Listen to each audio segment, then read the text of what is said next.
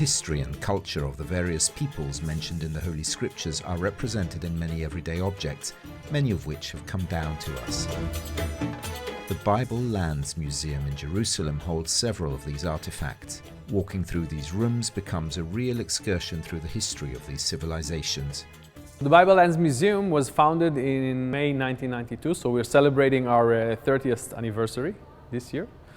And actually it's an accomplishment of we can say, a dream.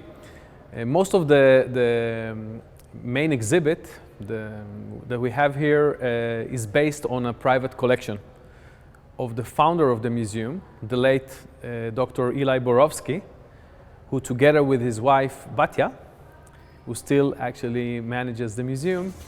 The exhibits tell us about the Egyptian, Greek and Phoenician civilizations, but also about the Canaanites, the Romans, the Babylonians and the life of the first Christians who belonged to this land. The artifacts that we have here are actually antiquities. They're coming from really most of the cultures that we meet here in this area in a prehistory and history of something like almost 10,000 years.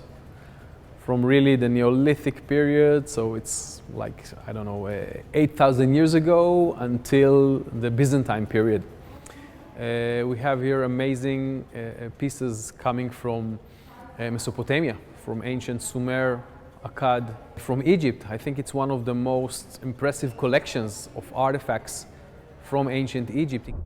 Among the museum's exhibits, there is a carved sarcophagus in which biblical events are depicted. Behind me is this amazing sarcophagus.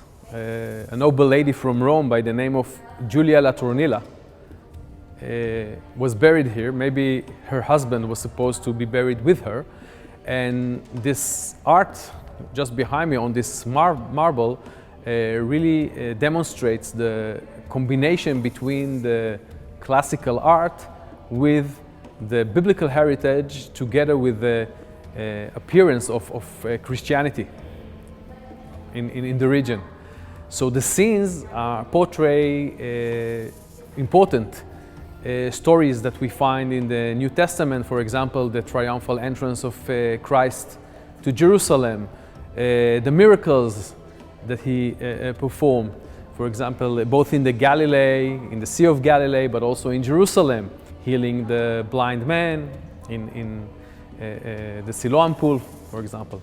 But together with those scenes, the later scenes, we have also two scenes that are related to the Old Testament. One of them, right next to me here, is the bonding of Isaac.